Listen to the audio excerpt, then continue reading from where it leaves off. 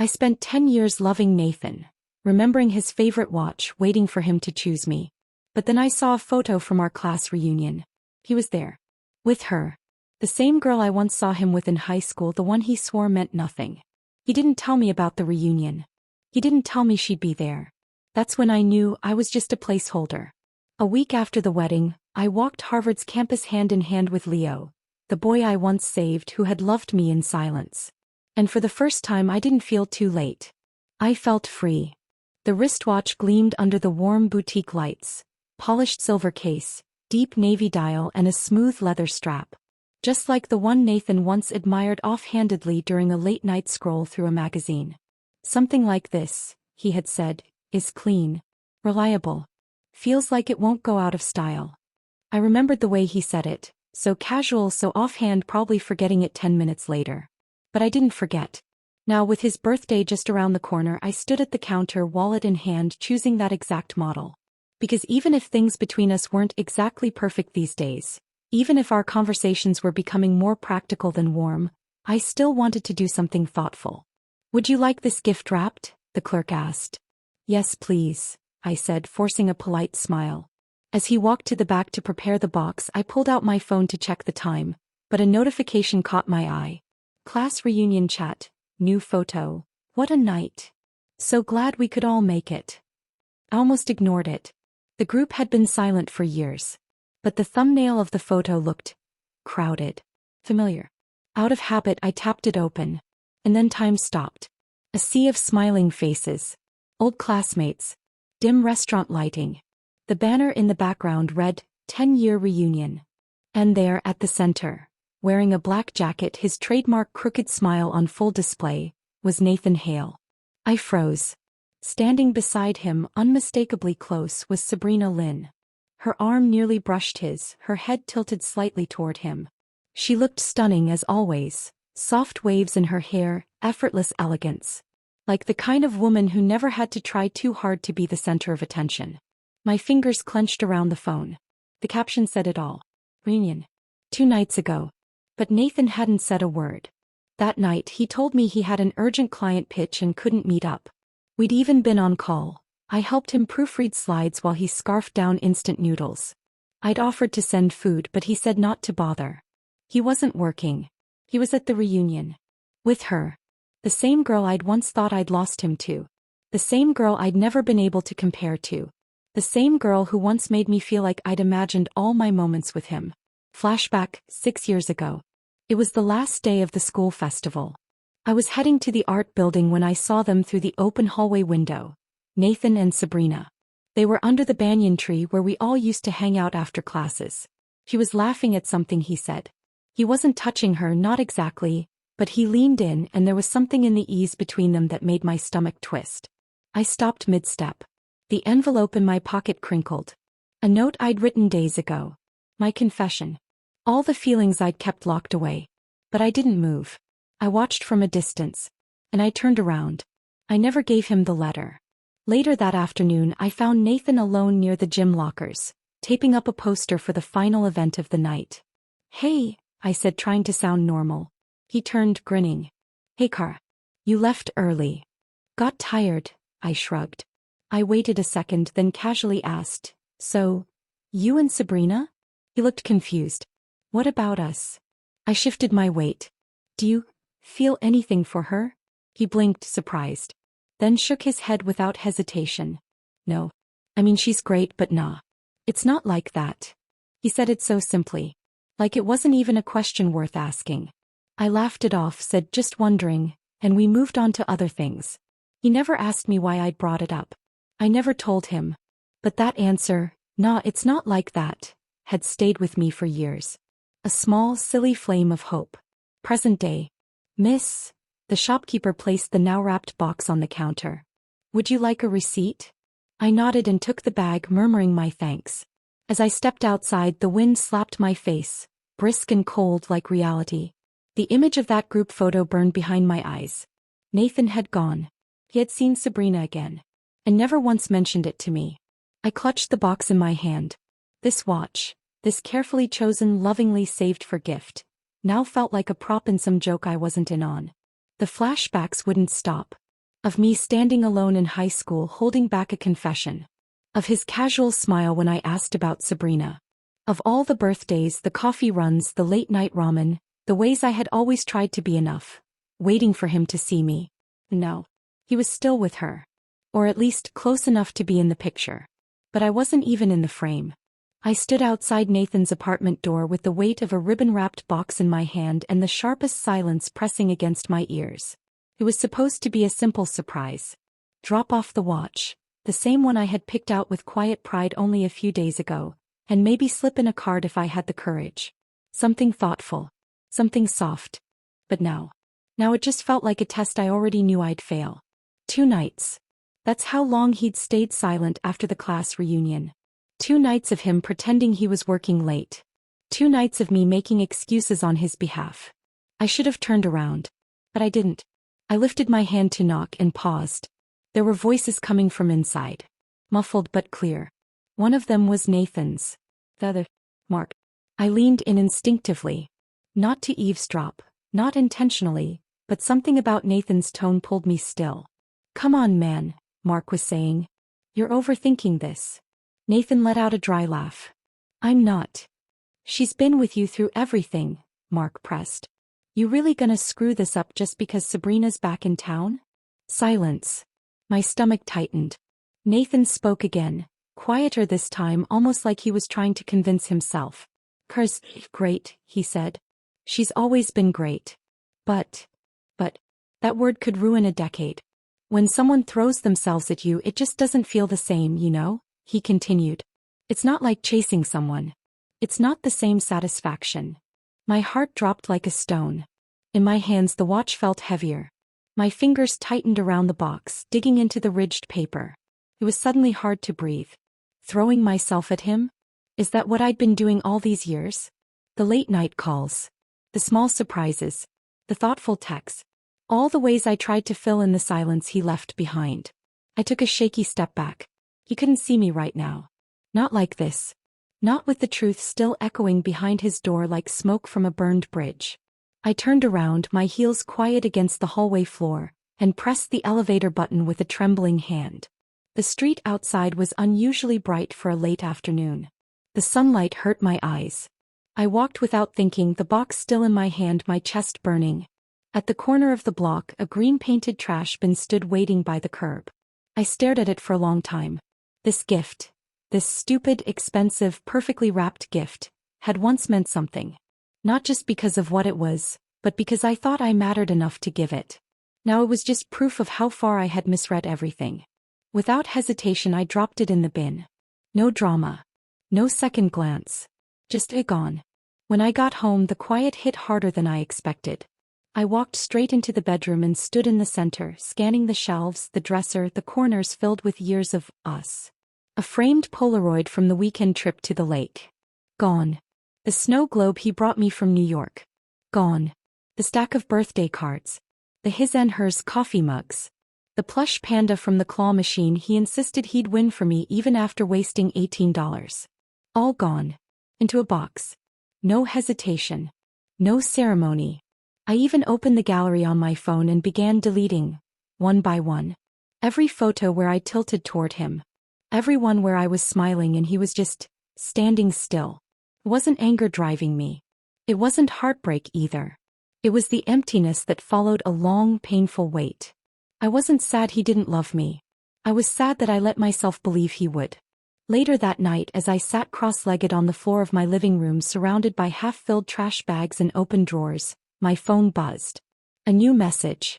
Sabrina Lynn. My hands stilled over a photo album I hadn't touched in years. Sabrina, hey Kara. I didn't get to see you at the reunion. Was kind of hoping we'd catch up. A few of yous are planning something more low-key tomorrow. Would love if you came. No emoji. No sarcasm. Just a casual invitation like we were still friends. I stared at it for a while. If this were a few days ago I would have ignored it. Or politely declined. Or texted Tessa in a rage. But tonight, I typed out a reply. Me, sure. Let me know the time and place. As now I wasn't hiding. Not from Nathan. Not from Sabrina. And certainly not from the truth. If I was going to let go, I wanted to look my past in the eye and say goodbye properly. The restaurant Sabrina chose sat on the outskirts of the city, nestled between hills and tall glass buildings.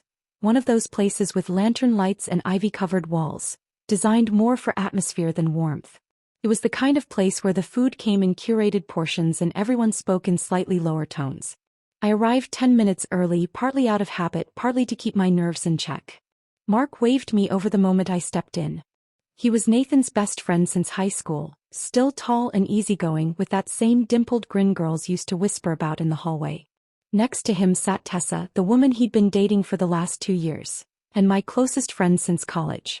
We met when I first started working. She was bold where I was cautious, fast-talking where I was thoughtful. I loved her instantly. She was also one of the only people who knew how long I had waited for Nathan to come around. Finally, Tessa whispered, pulling me into a hug. You look great. Understated but dangerous. I laughed, grateful for the normalcy she brought with her. Nathan was already there too, seated beside Mark. The moment he saw me, he stood up, reflexive and automatic. Hey, he said softly. Let me take your coat. I've got it, I replied without meeting his eyes. He hesitated, then slowly sat back down. I took the seat next to Tessa across the table from him. It was deliberate. He noticed. Tessa leaned toward me and murmured, "Something happen?" I gave a small shrug. Let's just say clarity came a little late. She raised a brow but didn't ask more. Dinner started politely. The usual small talk. How's work? Have you seen so-and-so? Where did you disappear to after graduation? The noise that fills the space when people don't want to touch anything real. Nathan kept glancing at me like he had something to say. But each time our eyes met, I looked away. I used to believe loving him was my private decision. That no one could take that away from me. But love, unreturned, quietly rots. It eats at the parts of you that once bloomed just from being near them. Now, sitting across from Nathan in a place he didn't invite me to, after a reunion he didn't mention, with a woman he once said meant nothing to him, I wasn't hurt. I was tired. Sabrina arrived fashionably late, as if she'd planned it down to the minute. She swept in through the glass doors, a vision in a modern silk cheongsam, emerald green with delicate gold trim. Her hair was loosely pinned, a few soft curls escaping perfectly on purpose. Heads turned. She gave a small, charming laugh as she walked up to the table. Sorry, traffic was a nightmare. Her eyes skimmed across everyone before landing on me. Okar. You're here. I smiled faintly. Apparently. She slid into the empty seat next to Nathan, who offered a polite nod. Mark and Tessa exchanged a glance. The kind of glance people share when they've seen this story before. I expected tension. Instead, there was a strange, humming politeness. Forced. Fragile. The food came and went in rounds. Appetizers. Wine. Main course. I poked at my roasted duck but barely touched it. It was around the third course that Sabrina reached into her purse. Oh. Nathan, I almost forgot. She pulled out a silver watch and placed it gently on the table in front of him. You left this at my place after the reunion. Still as careless as ever. Time stopped. My fork clinked against the plate. Nathan's eyes widened. I what? Right. I didn't even realize. He fumbled to pick it up as if hiding it would undo the words just said. I helped her back to the hotel, he said quickly, eyes darting to me. She wasn't feeling well. She was tipsy and... Sabrina laughed, tossing her hair. Relax. Nothing happened. By God. The air at the table grew denser. I stared at the watch. It wasn't the one I bought. Of course not. That one was sitting somewhere in a trash bin, untouched, unopened, unloved. But it didn't matter. Because he still went back with her. Because he still never told me. Because he was still hiding it now. The betrayal wasn't in the action. It was in the way he thought I wouldn't find out. I took a sip of my drink. Tasted like nothing. Tessa broke the silence, lifting her glass. A toast, she said. To clarity. Everyone raised their glasses. Sabrina smiled as she clinked hers lightly. And to second chances. The words hit like ice water. I set my glass down. I didn't realize we were doing second chances, I said coolly. Sabrina glanced at me, feigning innocence. Don't worry, Kara. No one's stealing anything from you. Tessa raised an eyebrow. Funny. That's exactly what the last girlfriend said. Nathan gave her a sharp look. Tessa. What? She replied innocently, stabbing a piece of asparagus. I'm just being supportive. Mark cleared his throat, trying to change the subject. So, Sabrina, are you heading back to California soon? She tilted her head. So. I've decided to stay for a while. Maybe permanently. That made everyone pause. I realized, she continued, there are some people in life you don't want to lose again. Her eyes flicked, almost imperceptibly, to Nathan. Tessa set her fork down with a clink. Didn't you just open your design studio in LA? On the top floor of the Hanga building. Sabrina's smile faltered slightly. Yes, but space can be rented. Opportunities come and go. Tessa smiled sweetly. I thought your fiancé paid for that lease. Nathan's jaw tensed. Sabrina paled just a little. Ex-fiancé. And it wasn't like that. Mark cleared his throat again. But Tessa wasn't done. Must be nice, she said, voice calm and pointed, to afford to follow your heart without worrying about who gets burned along the way. That did it. Nathan set his wine glass down, harder than necessary. Can we not turn this into something petty? He snapped. Tessa leaned back, one arm around my shoulder. I'm not being petty. I just hate watching my best friend be disrespected. His eyes slid to me. Kara, he said tightly. Is this really what you think? I didn't answer. He looked at me harder. You think I'm getting back with Sabrina? That I planned all this? You didn't tell me about the reunion, I said flatly. You never mentioned she'd be there. I didn't think it mattered. It mattered to me. The table went silent again. Then Nathan leaned forward slightly. So what, Kara? You're mad I didn't tell you about one dinner? About one night. I looked at the silver watch on the table. The same kind of object I'd once held in my hands. A symbol of thought, of time, of care. Except his had ended up on another woman's nightstand. No, I said. I'm not mad about that. Then what? I'm mad, I said quietly, that it was so easy for you to pretend I wasn't there. The next morning I didn't cry. I didn't text anyone. I didn't replay what Nathan said or what Sabrina meant, or how Tessa had thrown her wine down in glorious defiance. I cleaned. I woke up late, brewed a cup of green tea and opened every drawer in my apartment that had even a trace of Nathan Hale in it. I didn't rage or sob or burn photographs. I just folded things quietly, placing them into cardboard boxes and garbage bags like I was packing up a version of myself I no longer needed. I took down the framed photo from the trip to Nantucket. Tossed the clay mug we'd bought at the street market together. Deleted his half of the Spotify playlist. No theatrics. No announcements. Just silence. The kind that comes when a door inside you finally closes. That afternoon I walked to Harvard's public library. I hadn't been there in months. It used to be my favorite place when I was still planning to apply for grad school. Before Nathan's startup, before his job hunt, before the Kara, can you help me just one more time years. Now for the first time in ages I was there for me. The marble floors felt familiar beneath my boots. I found a corner table on the second floor, pulled out a borrowed GRE book and forced my mind to focus. 2 chapters in, I felt someone sit down across from me. I didn't look up at first. But by the 3rd day it was hard not to notice he was always there. Same seat. Same black hoodie. Same quietly intense energy. Surrounded by girls whispering near the book carts, glancing over their shoulders. But he never seemed to notice them. Only once did his eyes meet mine. And when they did, they didn't dart away nervously. They held still. Day 4 I arrived late. The library was packed. I scanned the floor but found no open seats, not even in the basement reading room. I was about to leave when I heard a voice behind me. You can take mine. I turned. It was him. He stood, slinging his messenger bag over one shoulder. I was just finishing anyway. I hesitated. Are you sure? He nodded. It's all yours. As he stepped aside I caught a better glimpse of him. Tall, lean, probably early 20s. Pale skin. Sharp cheekbones. Hair slightly messy like he had run a hand through it one too many times. Glasses pushed up on a strong nose. When I sat down I noticed he'd left a book behind. A slim paperback titled Love Letter from Junichi Yanagi. A piece of paper peeked out from inside the cover. Curiosity got the better of me. I opened it and pulled out a bookmark, hand-drawn, delicate with pressed violets laminated into the edges. On the back was a neat line of handwriting. Hi. I'm Leo-chan. Senior, English Lit. Sorry if this is strange, but I've wanted to talk to you for a while. Would you be open to being friends? There's a window seat at the cafe near the east entrance. The view's great. Come by if you'd like. I blinked. Friends. It was the first time anyone had gently invited me into their orbit.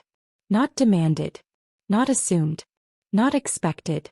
Just invited. I didn't go that day. I didn't go the next day either. But on the third I found myself walking toward that cafe after studying. Half by accident. Half on purpose. And there he was, sitting by the window just as promised. One leg crossed over the other, sipping something dark from a glass mug, a novel open on his lap. He looked up. And smiled. You came. I didn't mean to, I said honestly. That's okay, he said. I didn't mean to wait either. I sat down across from him. There was no pressure. No pretending. No careful walking on eggshells dynamic that had colored every conversation I used to have with Nathan. We talked about nothing and everything. He listened. Not the way Nathan used to, half distracted, eyes on his phone, nodding only when I trailed off. Leo listened like my voice was a language he had studied. He remembered what I said. He asked questions no one else bothered to. You're older than me, right? He asked with a mischievous glint.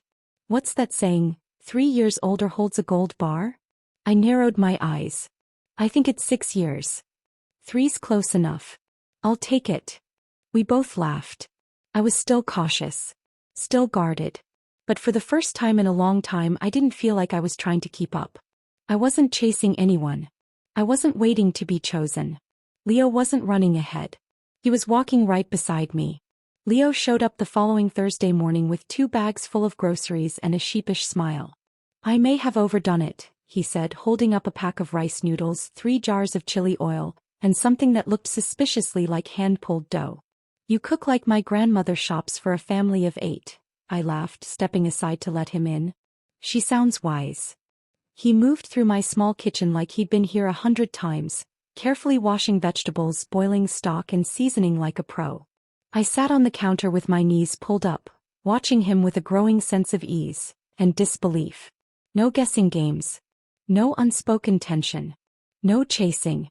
Felt almost dangerous, how safe I felt with him. After lunch we decided to take a walk. Leo offered to carry the garbage out and I tossed my coat on to walk with him to the bins near the gate. We were laughing about something ridiculous. I think I'd teased him about slicing tofu unevenly, when we turned the corner and stopped short. Nathan and Sabrina were walking out of the next building over. I froze. Leo caught the subtle shift in my expression immediately. Nathan's eyes landed on me. His whole body tensed.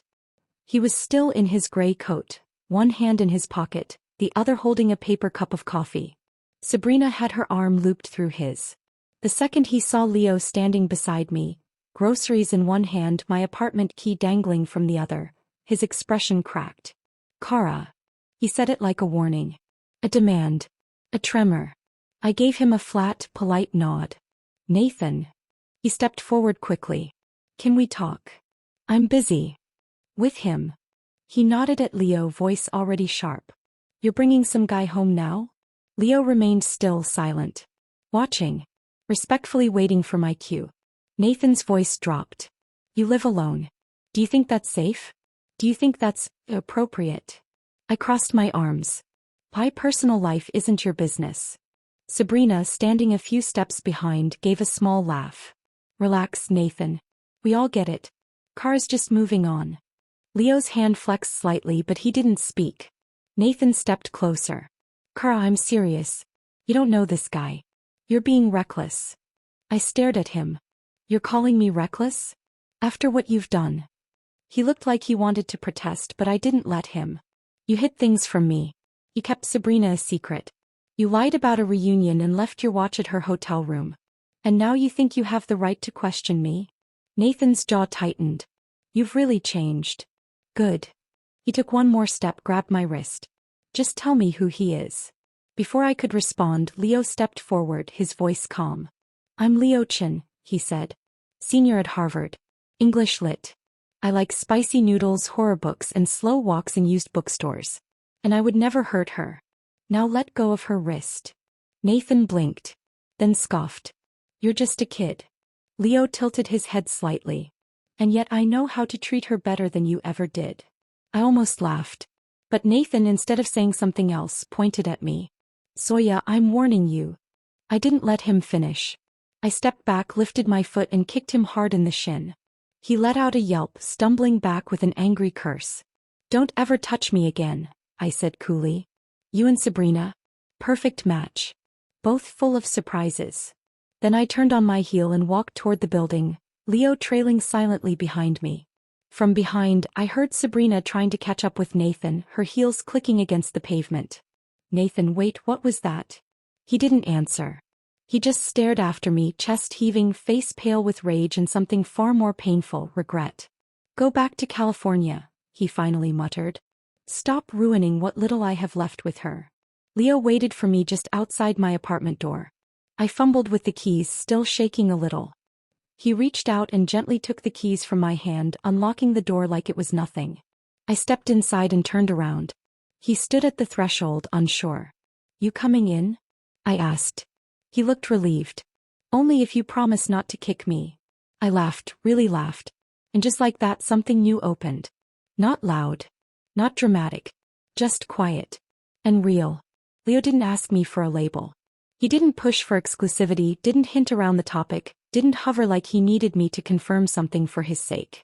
He just showed up, again and again, in quiet, kind ways that softened the places in me that had been aching for far too long. Every morning started with a knock on my door. Sometimes it was congee with scallions, other times it was a smoothie and handwritten sticky notes that read, "Don't forget to hydrate today." He knew I liked silence in the morning, so he never talked until I talked first. He'd just sit beside me reading a paperback, his shoulder brushing mine occasionally as he turned the pages. I began to crave that silence, not for the absence of noise, but for the fullness of presence. He didn't fill the air with declarations. He just made me feel chosen. Without ceremony, without a stage. Without comparison. One rainy afternoon, I sat curled up on the couch with a wool blanket tangled around my knees and a bowl of fruit in my lap. Leo had just brewed jasmine tea, and the scent wafted through the room like comfort itself.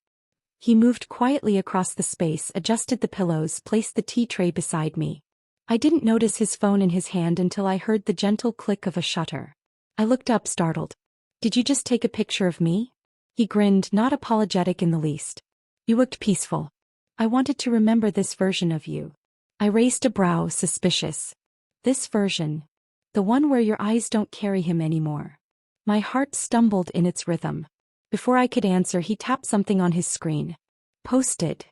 Leo, I gasped. What did you post? He just smiled. Too late. I didn't look at it right away. I didn't want to ruin the quiet. But curiosity won around 9 p.m. as it always did. I opened Instagram, tapped on Leo's profile, and there it was. The photo. Me sitting by the window, bathed in soft golden light. My face half turned toward the glass. The curve of a smile touching my lips like a secret I hadn't noticed escaping. Caption. Girlfriend orange heart. The comments had already started rolling in. No way. She's stunning, smiling face with heart eyes. Who is she? Leo finally posted someone? OMG, the library girl? I shipped this so hard. I stared at it for a long time, phone in hand, heart in my throat. He hadn't asked for permission. He hadn't needed to. He just said it. Like a fact. Like something he already knew and was proud of knowing. And the most shocking part? I didn't feel scared. I didn't feel the urge to hide or shrink or explain. For once, I felt seen in the exact right light. So I took a picture of him in return. Leo was standing at the stove in my kitchen, his sleeves rolled up, glasses slightly askew, carefully plating stir-fried rice noodles onto mismatched blue ceramic bowls. I captured the moment quietly, then posted it with a single word. Boyfriend. No emoji. No hashtags. No soft launch. Just the truth. My phone buzzed within seconds. Tessa. You posted a man? I picked up, already laughing. Hello to you too. You posted a man, she screeched. Without even a warning. Are you alive? Are you in love? Is he breathing? Does he have a twin? I was still giggling when I said, his name is Leo. He reads poetry, cooks like a dream, and knows the difference between listening and waiting to talk. Her tone shifted. You sound different. I feel different. Pause. Then, Cora. Nathan's going to see this. I shrugged, walking to the kitchen and leaning against the counter where Leo had left the chopped ginger. He can't. I blocked him a while ago. Tessa hesitated. Then softly, he's sitting right next to me. I stopped. What? We're at Midtown Bar, she whispered. He's been here for hours. He saw the post through a friend's story. He's drunker. Like muttering your name into a whiskey glass kind of drunk. I'm not going. He's asking for you. I still won't go. Cara, he's spiraling. He said your name 23 times in the last hour. And he's... She didn't finish. I didn't need her to. I found him in a dimly lit booth, surrounded by empty glasses, wilted lemon slices, and a pair of slumped shoulders. His hair was messy. His shirt half untucked. The Nathan I had known, polished, poised, always in control, was nowhere to be found. Tessa nudged Mark and gave me space. I remained by the edge of the table, arms crossed. He looked up and blinked like I was a mirage. Cora. His voice was cracked. Quiet. Slurred. You blocked me. I didn't answer. You posted a picture of some guy, he said, sitting up straighter. You're with him. Yes. His mouth opened like he wanted to challenge that. But he couldn't. Is he real? He's real. Are you? He leaned forward, eyes glassy. Are you doing this to hurt me? I exhaled long and slow. No, Nathan. You did that all by yourself. He winced, leaning back. So that's it? You're just replacing me. I stepped a little closer. Leo isn't a replacement. He's someone who doesn't need 10 years to decide if I matter. He gripped the table. You're just trying to prove something. Maybe. Or maybe I'm finally giving myself what you never would. He shook his head slowly. You never said anything. I did, I whispered. With every version of silence I gave you. Every time I forgave you. Every time I waited, hoping you'd finally see me as more than the girl who never left. His eyes filled, not with tears but something far worse. Recognition. And regret. You don't love him, he said, voice rough. Maybe not yet, I admitted. But he listens. He laughs with me. He sees me. Not the edited version. The unmade bed, tear-stained, grocery in my hair version. He said nothing. I took one step back. You think I did this for revenge, I said, softer now. But I didn't. I did it for me. Because Leo doesn't leave me wondering. He just loves me out loud. Nathan opened his mouth. Closed it again.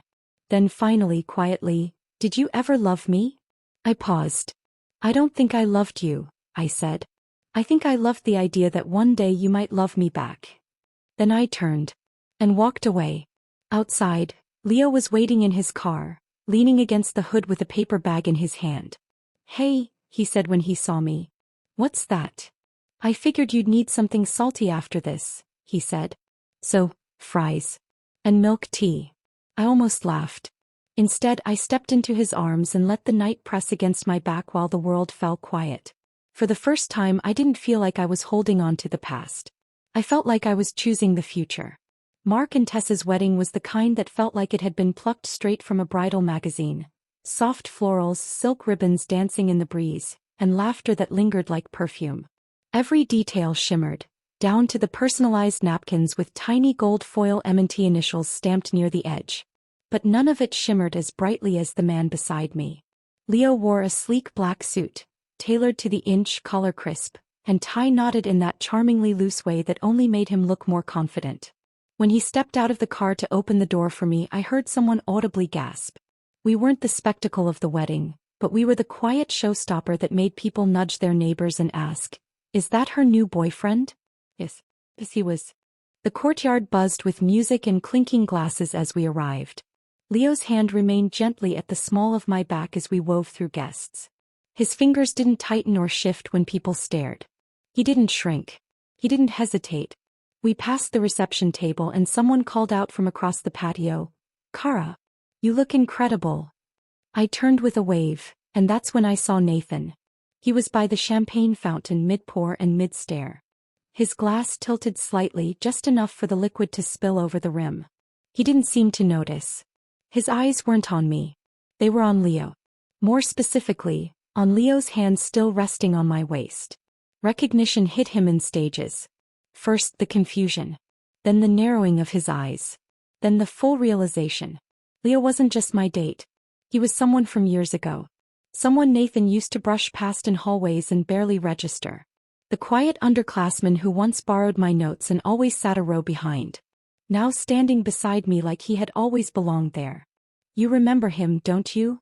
I asked Nathan later that evening when we crossed paths near the dessert table. Nathan's jaw flexed. Leo something. You used to tutor him. Leo Chin. Leo answered smoothly, stepping forward without missing a beat. And I'm her boyfriend now. Nathan blinked. Leo held out a hand like it was a business deal. Which means the competition's officially over. Nathan didn't take it. Leo smiled wider. Didn't think you would. Dinner was served beneath strings of warm fairy lights. Each table glittered with floating candles and mini floral arrangements in delicate crystal vases. Tessa had assigned the seating. And somehow, intentionally or not, Leo and I were seated right across from Nathan. The air was tense. Not openly hostile. But the kind of quiet that pressed against your skin like static electricity. Leo didn't seem bothered. He poured me sparkling water, twirled my chopsticks toward the steamed fish, and cracked a joke that made the table laugh. I felt a few lingering glances, mostly from the bridesmaids, and heard one whisper behind a napkin, "He's so attentive."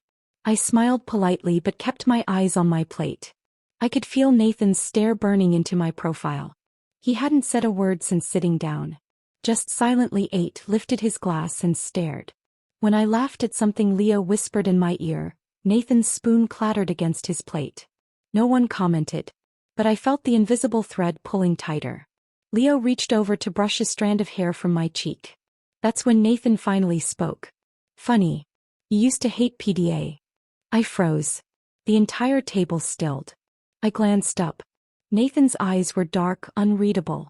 His chopsticks hovered in midair, rice forgotten. I changed, I said quietly. Nathan didn't blink. No. You just found someone who doesn't mind putting on a show. Leo's jaw twitched. I placed my chopsticks down with a firm click. I'm not an object in a tug-of-war, I said, voice calm but hard. And I'm not going to sit here while you try to prove something. Nathan's eyes snapped to mine. I'm not trying to prove anything. Really? I said. Because this feels a lot like a performance. One you're very late to audition for. He set his glass down, slower this time. Kara, No, I said, holding up a hand. Let's not do this here.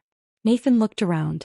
The table had gone completely silent, but everyone pretended to eat, eyes lowered and shoulders stiff. Only the music played on, soft strings weaving between the tension. I just want a chance to explain, Nathan said, softer now. I made mistakes, but... I laughed bitterly. Mistakes. He hesitated. You slept with someone else, Nathan, I said, voice low but deadly clear. That's not a mistake. That's a choice. Even the wind seemed to pause.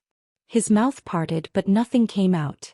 I continued, and I lived with that choice for longer than I should have. Forgave it, swallowed it, buried it. But I won't do that anymore. Leo reached under the table and gently took my hand. Nathan saw it. And this time he didn't say a word. After dinner I escaped to the balcony for air. The stars were dim tonight but the moon was full, bright enough to light the edge of my dress. Leo followed a few minutes later. You okay? He asked. I nodded. Yeah. Just needed a reset. He leaned beside me, elbows on the railing. He looked like someone trying to hold water in his hands, Leo said. Like no matter how hard he squeezed, it still slipped out. He had years, I murmured. And I gave him every version of myself. Quiet, loud, hurt, hopeful. None of it was ever enough to make him choose me fully. Leo didn't answer right away. Then, he didn't deserve you. I turned to him. And you think you do? He met my gaze without flinching. I don't know if anyone deserves someone like you. But I'll spend every day making sure you never have to ask if you're loved. Later during the speeches Tessa handed me the mic. I hadn't prepared anything.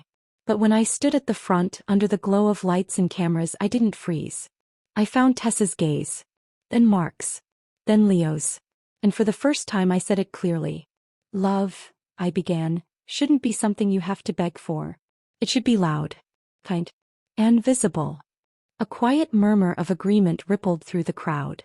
Someone once told me that people love in different ways, I continued, and while that may be true, the right person won't make you guess. I didn't look at Nathan. But I didn't have to. I knew he was watching.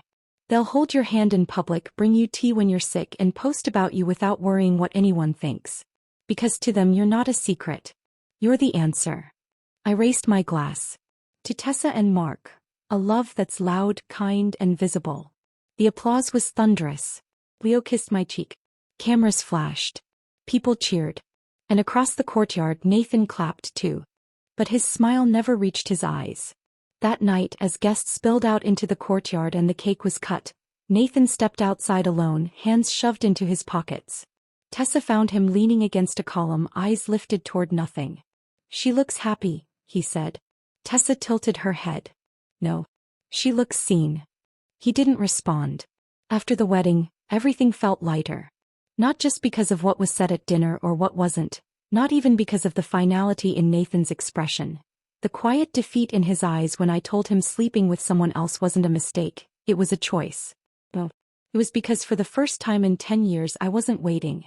I wasn't wondering if I was enough, or if he'd wake up one morning and realize he couldn't live without me. I wasn't holding my breath, hoping someone would see me clearly. Because someone already did. A week after the wedding, Leo asked if I wanted to go for a walk. Just a walk. No flowers. No planned destination. No surprise. He picked me up that Sunday afternoon in his navy hoodie and black jeans, hair a little messy from the wind, a soft smile tugging at his lips like he already knew something I didn't. Where to? I asked. You'll see, he said and gently slipped his fingers through mine. We walked for 10 minutes before the buildings started to look familiar. Cambridge. Harvard. My boots crunched against the gravel paths as we stepped under the old brick arches. Ivy curling up the stone walls like it belonged there, like it had waited years just to decorate the present. This place still makes me nervous, I laughed. I swear I get PTSD from midterms just standing here. Leo smiled and glanced around. You know, I've been wanting to tell you something. And I figured this was the right place. Oh. I raised an eyebrow. He tugged me toward the open space by the outdoor basketball court tucked behind one of the older buildings. It was quiet. The net swayed slightly in the wind. Leo looked at it for a moment then turned to me. You probably don't remember. But this is where I first saw you. I blinked. Here. Yep. He stepped toward the edge of the court, standing on the faded white line. I was a freshman. You were already in your second year. I was here late one night shooting hoops and I rolled my ankle pretty badly. I fell straight on my face. I laughed, picturing it. Sounds painful. It was, he said with a grin. But the worst part? My friends had ditched me for a party and I was lying there like an idiot thinking, well, this is it. I'm going to die in gym shorts. I smiled, leaning against the fence. Tragic. That's when you showed up. With a tote bag, 2 books in your hand, and that signature Kara expression. Half curious, half unimpressed. My eyes widened. Wait, that was you? He nodded. You knelt beside me, pulled out a mini first aid kit from your bag and started wrapping my ankle like it was just another Tuesday. Didn't even ask my name. I stared at him, memories slowly piecing together. I remember you wouldn't stop talking. I was nervous, he admitted. You were way too pretty and I was bleeding.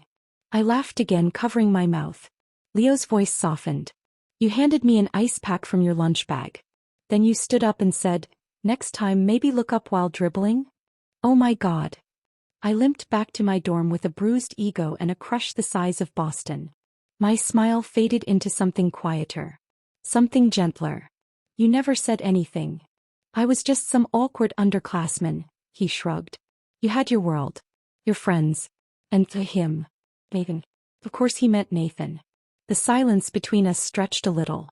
Leo leaned against the chain-link fence, eyes tracing the faded lines of the court. I used to come here sometimes after that, he said. Just to see if maybe you'd walk by again. You never did. I swallowed. Then years went by. And you were always just, this unreachable idea. Like the girl who patched me up and disappeared.